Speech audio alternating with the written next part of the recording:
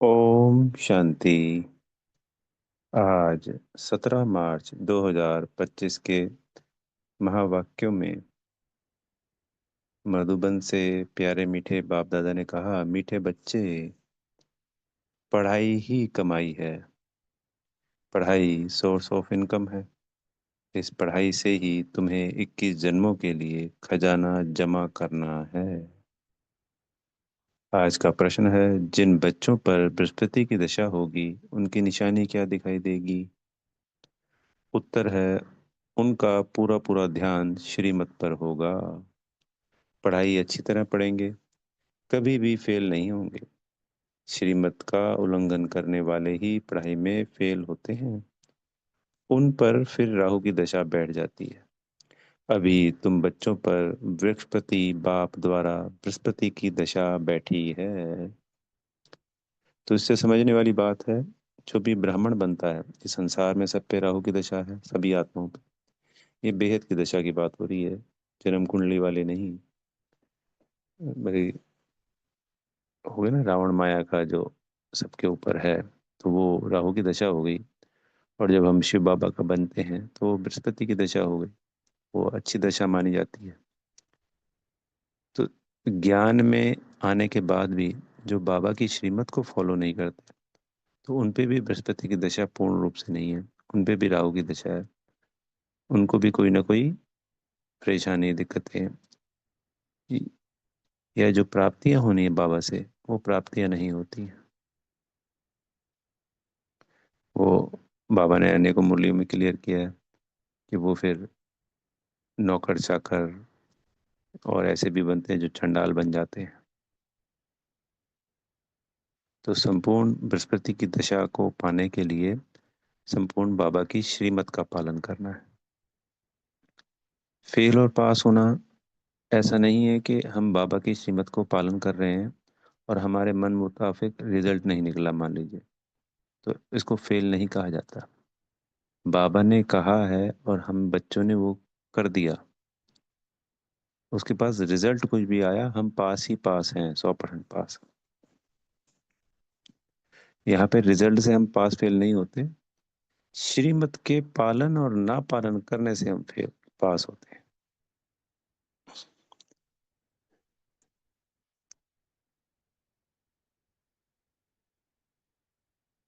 गीत है, इस पाप की दुनिया से ओम शांति। यह है पाप आत्माओं की पुकार। तुमको तो पुकारना नहीं है, क्योंकि तुम पावन बन रहे हो। यह धारण करने की बात है। बड़ा भारी यह खजाना है। जैसे स्कूल की पढ़ाई भी खजाना है। पढ़ाई से शरीर निर्वाह चलता है। बच्चे जानते हैं भगवान पढ़ाते हैं। यह बड़ी ऊंच कमाई है, क्योंकि एम ऑब्जेक्ट सामने खड़ी है। सच्चा सच्चा यह सत्संग सारे कल्प में एक ही बार होता है, जबकि पुकारते हैं पतित पावन आओ। अब वह पुकारते रहते हैं, यहाँ तुम्हारे सामने बैठे हैं। तो संसार पुकार रहा है बाबा को, और हमारे सम्मुख इस वक्त ये मधुबन की मुरली है, तो सम्मुख है। और वैसे अगर हम माने, तो सेंटर पे जब दीदी सुना रही होती है, तो हमें ये मानना चाहिए कि बाबा यहाँ पे बैठ के हमें मुरली सुना रहे हैं। और अगर हम यूट्यूब पे भी किसी से मुरली सुन रहे हैं, अगर ये वाली भी सुन रहे हैं, तो यही सोचना चाहिए कि बाबा हमें इस मुख के द्वारा ये मुरली सुना रहे हैं, क्योंकि ब्रह्मा बाबा भी तो सामने बैठते थे ना, तो उनके द्वारा बाबा ही सुनाते थे। तो हमेशा बुद्धि में एक ही आत्मा रहनी चाहिए, परमात्मा, कि वही मुरली सुना रहे हैं, वही मुरली चला रहे हैं, और हम आत्मा बच्चे उनके सम्मुख बैठे।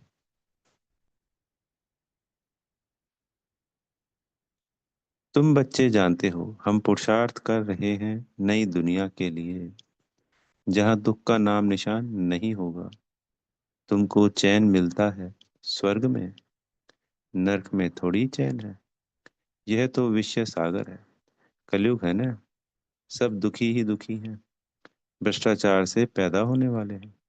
इसलिए आत्मा पुकारती है, बाबा हम पतित बन गए हैं, पावन होने के लिए गंगा में स्नान करने जाते हैं। अच्छा, स्नान किया तो पावन हो जाना चाहिए। फिर घड़ी घड़ी धक्के क्यों खाते हैं? धक्के खाते सीढ़ी नीचे उतरते उतरते पाप आत्मा बन जाते। 84 का राज तुम बच्चों को बाप ही बैठ समझाते हैं। और धर्म वाले तो 84 जन्म लेते नहीं। तुम्हारे पास यह 84 जन्मों का चित्र बड़ा अच्छा बना हुआ है। तो कौन सा चित्र है हमारे 84 जन्मों का? सीढ़ी, सिर्फ एक सीढ़ी ही है जो 84 जन्मों का है। और वो हमारा पर्सनल चित्र हो गया एक तरीके से, क्योंकि उसमें दूसरे धर्म नहीं दिखाए हैं। सिर्फ वो भारत के ही उत्थान और पतन की कहानी है, हमारे ही 84 जन्मों की यात्रा की कहानी है। तो अगर दूसरे धर्म वालों की कोई हम बात करेंगे तो वो है झाड़ का चित्र। कल वृक्ष का भी चित्र है गीता में। परंतु भगवान ने गीता कब सुनाई, क्या कर किया, यह कुछ नहीं जानते। और धर्म वाले अपने अपने शास्त्र को जानते हैं, भारतवासी बिल्कुल नहीं जानते। ये बिल्कुल सत्य है। आप भी किसी से पूछिएगा जनरली कि हमारा धर्म शास्त्र कौन सा है, तो 10 में से 9 आत्माएं बता ही नहीं पाती कि गीता हमारा धर्म शास्त्र है। भक्ति में जो अच्छे समझदार लोग हैं उनको तो पता है कि हमारा धर्म शास्त्र गीता है। बाकी एक आम आत्मा को, जो प्रवृत्ति मार्ग में रह रहा है, उसको नहीं पता कि गीता हमारा धर्म शास्त्र है। अगर उन्हीं से पूछोगे कि उनका धर्म शास्त्र कौन सा है, इस्लाम धर्म का, तो फट से बता देंगे, क्रिश्चियन धर्म का बता देंगे, दोनों धर्म का बता देंगे, सिख धर्म का भी बता देंगे।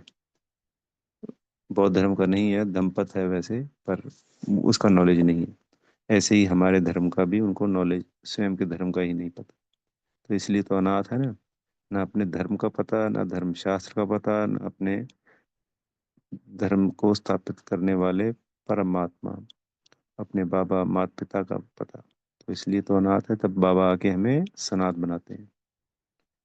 मैं संगम युग पर ही स्वर्ग की स्थापना करने आता हूँ। ड्रामा में चेंज हो नहीं सकती। जो कुछ ड्रामा में नूंद है वह हूबहू होना ही है। ऐसा नहीं होकर फिर बदल जाना है। तुम बच्चों की बुद्धि में ड्रामा का चक्र पूरा बैठा हुआ है। इस 84 के चक्र से तुम कभी छूट नहीं सकते हो। अर्थात यह दुनिया कभी खत्म नहीं हो सकती। वर्ल्ड की हिस्ट्री ज्योग्राफी रिपीट होती ही रहती है। यह 84 का चक्र बहुत जरूरी है। त्रिमूर्ति और गोला तो मुख्य चित्र है। गोले में क्लियर दिखाया हुआ है। हर एक युग 1250 वर्ष का है। यह है जैसे अंधों के आगे आईना, 84 जन्म पत्री का आईना। बाप तुम बच्चों की दशा वर्णन करते हैं। बाप तुम्हें बेहद की दशा बतलाते हैं। अभी तुम बच्चों पर बृहस्पति की अविनाशी दशा बैठी है। फिर है पढ़ाई पर मदार, कोई पर बृहस्पति की, कोई पर चक्र की, कोई पर राहु की दशा बैठी है। नापास हुआ तो राहु की दशा कहेंगे। यहाँ भी ऐसे है। श्रीमत पर नहीं चलते तो राहु की अविनाशी दशा बैठ जाती है। तो बाबा ने क्या कहा? श्रीमत पर नहीं चलते तो राहु की अविनाशी दशा बैठ जाती है। वह बृहस्पति की अविनाशी दशा, यह फिर राहु की दशा हो जाती है। बच्चों को पढ़ाई पर पूरा ध्यान देना चाहिए। इसमें बहाना नहीं देना चाहिए। सेंटर दूर है, यह है। पैदल करने में 6 घंटा भी लगे तो भी पहुंचना चाहिए। मनुष्य यात्राओं पर जाते हैं, कितने धक्के खाते हैं।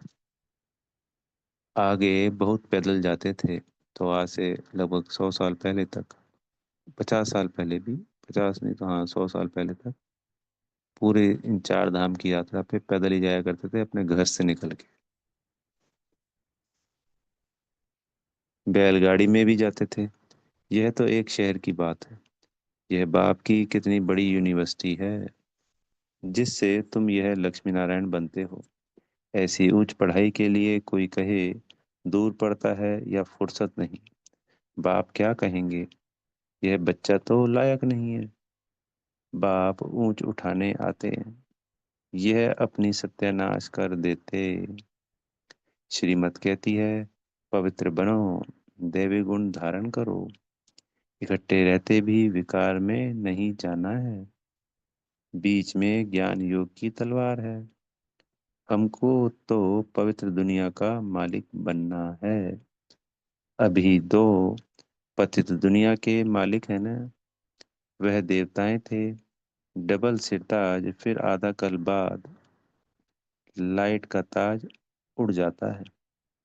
तो सतयुग और त्रेता में डबल सिरताज होते हैं हम, और फिर द्वापर में हम सिंगल ताजधारी राजा रह जाते हैं। इसलिए लाइट का जो पवित्रता का ताज है वह उड़ जाता है। इस समय लाइट का ताज कोई पर है नहीं, सिर्फ जो धर्म स्थापक है उन पर हो सकता है, क्योंकि वह पवित्र आत्माएं शरीर में आकर प्रवेश करती हैं। यही भारत है, जिसमें डबल सिरताज भी थे, सिंगल ताज वाले भी थे। अभी तक भी डबल सिरताज के आगे सिंगल ताज वाले माथा टेकते हैं, क्योंकि वह है पवित्र महाराजा महारानी। तो लक्ष्मी नारायण के आगे द्वापर और कलयुग की सभी जो राजा रानी होते हैं वो माथा टेकते हैं। महाराजाएं राजाओं से बड़े होते हैं, तो अनेक राजाओं पे एक महाराजा होता है, उनके पास बड़ी बड़ी जागीर होती है। सभा में भी महाराजाएं आगे और राजाएं पीछे बैठते हैं, नंबरवार, कायदे से उन्हों की दरबार लगती है। यह भी ईश्वरीय दरबार है। इनको इंद्र सभा भी गाया जाता है। तुम ज्ञान से परियां बनते हो, खूबसूरत को परी कहा जाता है ना, राधे कृष्ण की नेचुरल ब्यूटी है ना, इसलिए सुंदर कहा जाता है। फिर जब कामचिता पर बैठते हैं तो वह भी भिन्न नाम रूप से श्याम बनते हैं। शास्त्रों में कोई यह बातें नहीं है। ज्ञान, भक्ति और वैराग्य तीन चीजें हैं। ज्ञान ऊंच से ऊंच है, अभी तुम ज्ञान प्राप्त कर रहे हो। तुमको वैराग्य है भक्ति से। तो इस वक्त हम जो ज्ञान प्राप्त करते हैं तो भक्ति छोड़ देते हैं, और वैराग्य होता है मन बुद्धि के द्वारा इस संसार से भी, भक्ति से भी है संसार से भी। फिर जो सत्युग त्रेता है वो है ज्ञान की प्रारब्ध।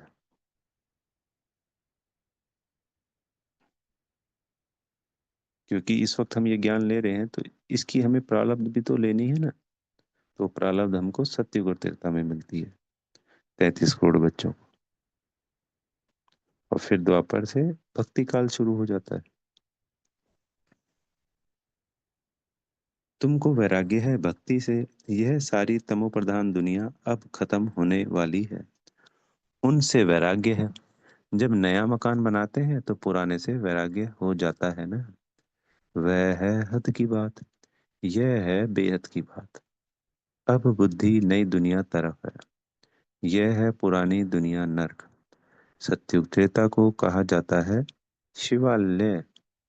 शिव बाबा की स्थापना हुई है ना। अभी इस वैशाल्य से तुमको नफरत आती है, कईयों को नफरत नहीं आती है।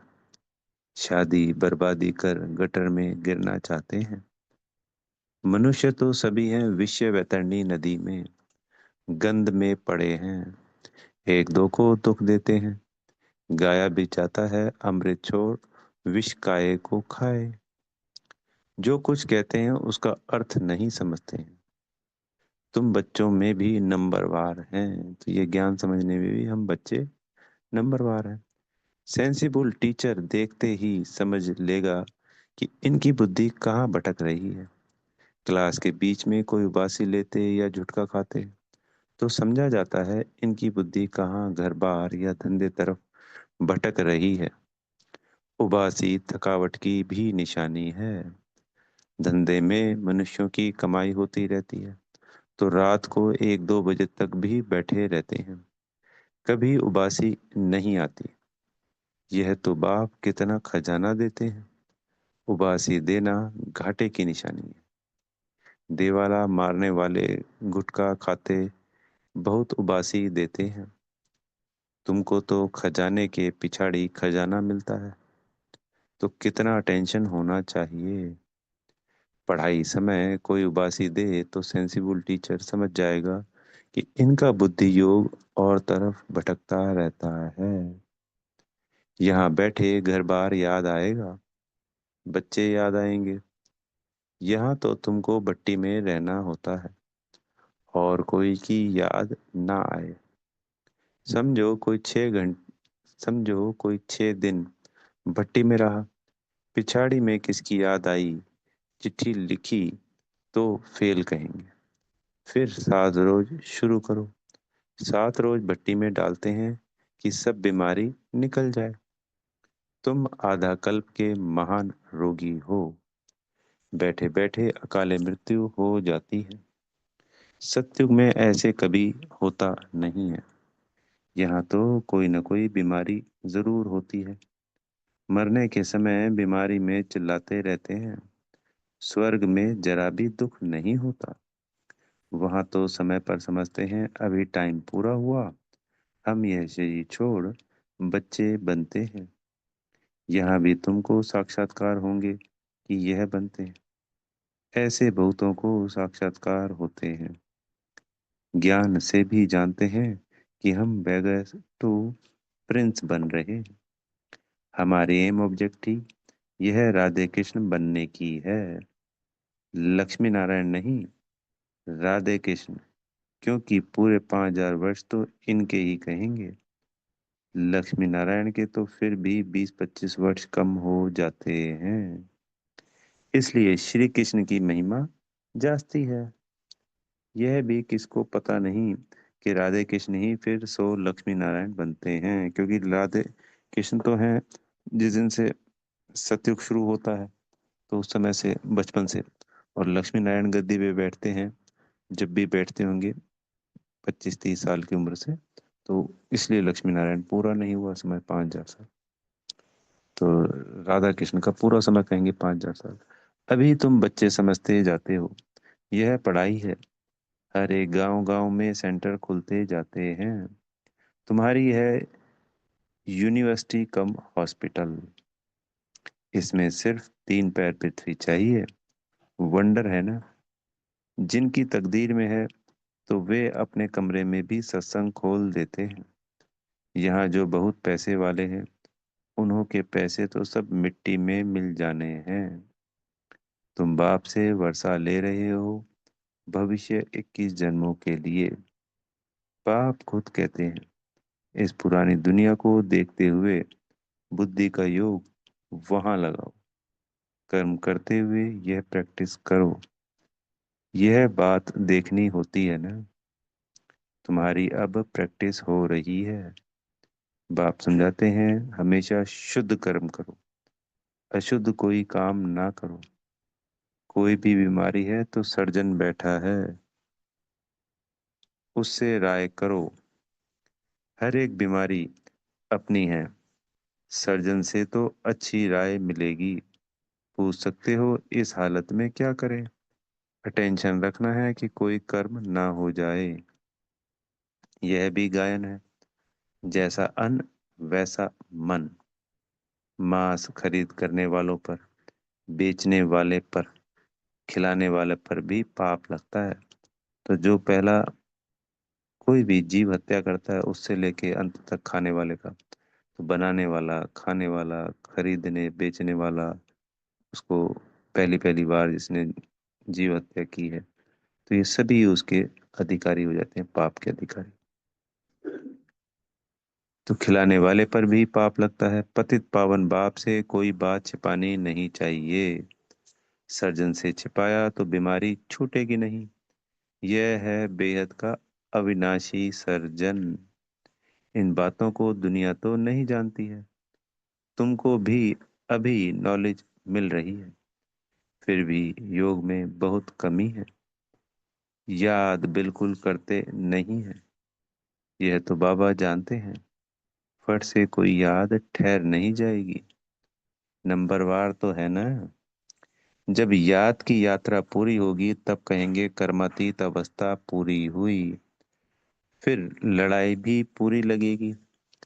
तब तक कुछ ना कुछ होता, फिर बंद होता रहेगा। तो जैसे आज पिछले 90 सालों में हम देखें, बाबा के आने के बाद तो अनेकों अनेकों लड़ाइयाँ छिड़ी हैं पूरे विश्व में, और कोई चाहे वो 10 दिन चली है, और चाहे वो 6 महीना, 2 साल, 5 साल, 10 साल चली है, बंद हो ही गई।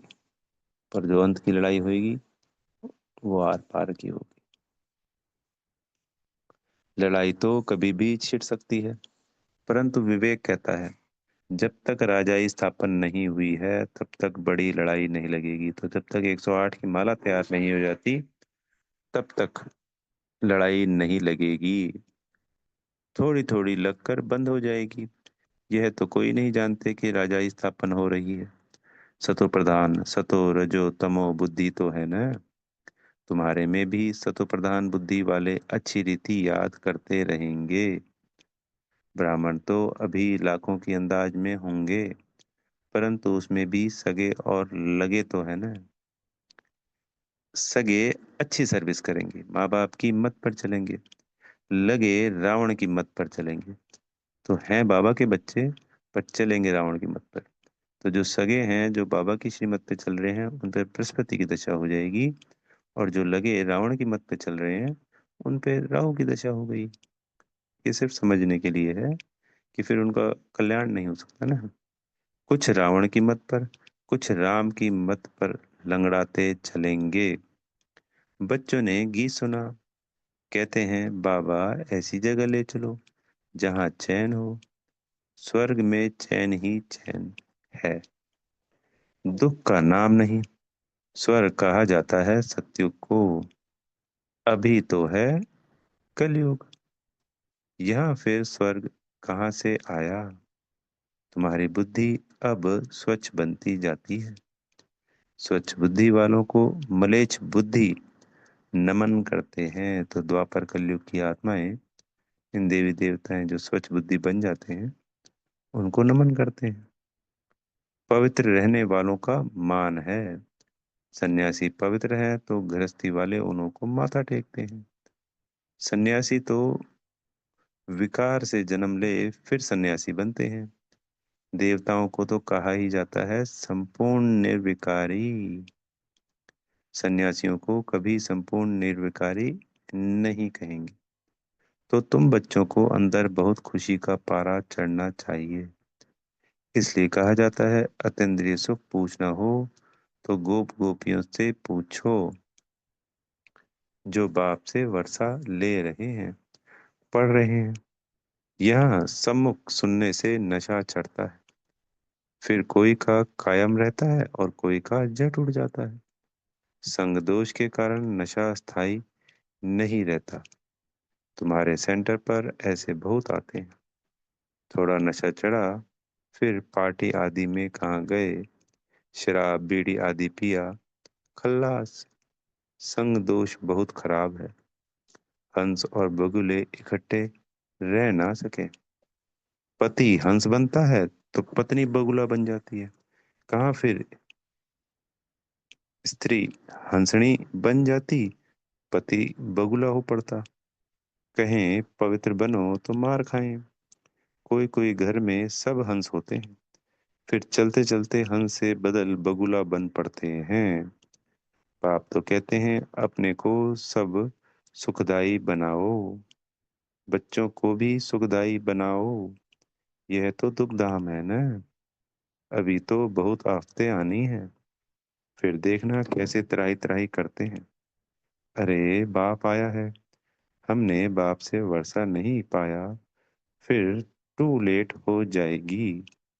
बाप स्वर्ग की बादशाही देने आते हैं। वह गवा बैठते, इसलिए बाबा समझा देते हैं कि बाबा के पास हमेशा मजबूत को ले आओ।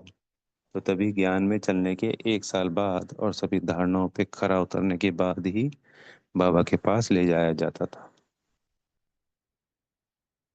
तो जो मजबूत को ले आओ, तो जो खुद समझकर दूसरों को भी समझा सके।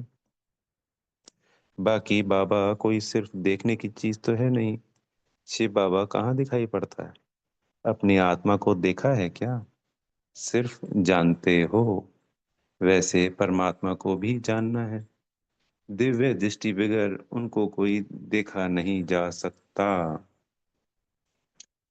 दिव्य दृष्टि में अब तुम सत्युग देखते हो, फिर वहां प्रैक्टिकल में चलना है। तो वो दिव्य दृष्टि कौन देता है? बाबा देते हैं। पर साक्षात्कार हुआ तो बाबा कहते हैं कोई प्राप्ति नहीं। प्राप्ति कैसे होगी? प्राप्ति होगी याद से, अपने को आत्मा समझकर, बाबा को याद करने से। कलयुग विनाश तब होगा जब आप बच्चे कर्मातीत अवस्था को पहुंचेंगे। अच्छा। मीठे मीठे सिकी लदे बच्चों प्रति माता पिता बाप दादा का याद प्यार और गुड मॉर्निंग। रूहानी बाप की रूहानी बच्चों को नमस्ते। हम रूहानी बच्चों की प्यारे मीठे रूहानी बाप दादा जी को याद प्यार गुड मॉर्निंग और नमस्ते।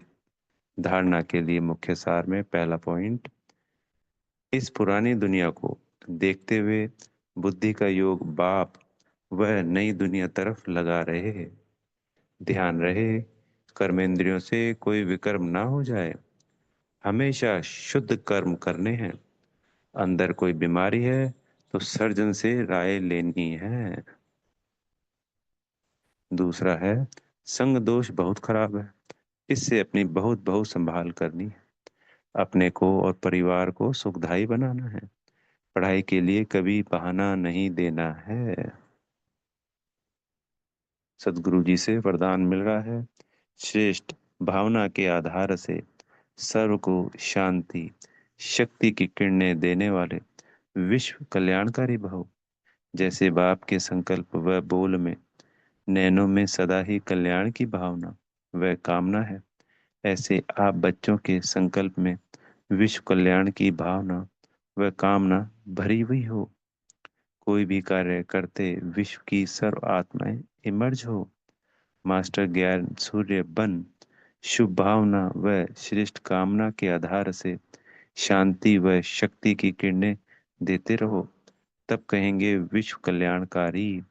लेकिन इसके लिए सर्व बंधनों से मुक्त स्वतंत्र बनो। तो जो स्वतंत्र आत्मा होगी, कर्म बंधनों से मुक्त होगी आत्मा, वह सर्व बंधनों के मुक्त से मुक्त होगी। उसके लिए सहज होगा सबको शुभ भावनाएं शुभकामनाएं सदा देने दे रहना। स्लोगन है, मैंपन और मेरापन यही देह अभिमान का दरवाजा है। अब इस दरवाजे को बंद करो। अव्यक्त इशारे सत्यता और सभ्यता रूपी कल्चर को अपनाओ। सत्यता की परख है संकल्प बोल कर्म संबंध संपर्क सब में दिव्यता की अनुभूति होना। कोई कहते हैं मैं तो सदा सच बोलता हूँ, लेकिन बोल व कर्म में अगर दिव्यता नहीं है तो दूसरे को आपका सच सच नहीं लगेगा। इसलिए सत्यता की शक्ति से दिव्यता को धारण करो। कुछ भी सहन करना पड़े घबराओ नहीं। सत्य समय प्रमाण स्वतः सिद्ध होगा। तो अभी कुछ भी हो रहा है, क्योंकि बाबा हमेशा कहते हैं कि चुप रहना है। अगर सामने वाले की तरफ से बार बार कोई गलत प्रतिक्रिया आती रहती है, कोई भी क्रिया होती रहती है, तो हमें, और हम सत्य हैं और अभी सत्य उजागर नहीं हो पा रहा किन्हीं कारणों से, तब भी हमें अगर चुप रहते हैं और बाबा की हम श्रीमत को पालन करते हैं और सत्यता की शक्ति से हमें दिव्यता को भी धारण करना है। तो बाबा से आज हम परम धाम में जब जब जाएंगे तो दिव्यता की शक्ति को धारण करेंगे स्वयं में। तो बाबा ने कहा है कि घबराना नहीं है, सत्य समय प्रमाण स्वतः सिद्ध होगा। तो जैसे बाबा ही सत्य है और ये ज्ञान हम बच्चे फैला रहे हैं, पर जब समय आएगा तो यह सत्य ही पूरे विश्व में सिद्ध होगा ही होगा। तो ऐसे ही हमारे जो छोटी छोटी बातें होती हैं जीवन में, अभी नहीं तो कल वो सत्य सिद्ध हो ही जाएंगी। अच्छा, ओम शांति। बेहद का धन्यवाद मेरे प्यारे मीठे माता पिता बाप दादा जी का। और माता पिता बाप दादा जी को दिल व जान से सिख व प्रेम से याद प्यार गुड मॉर्निंग और नमस्ते। आप आत्मा भाइयों को दिल से बेहद की शुभकामनाएं शुभ भावनाएं। ओम शांति।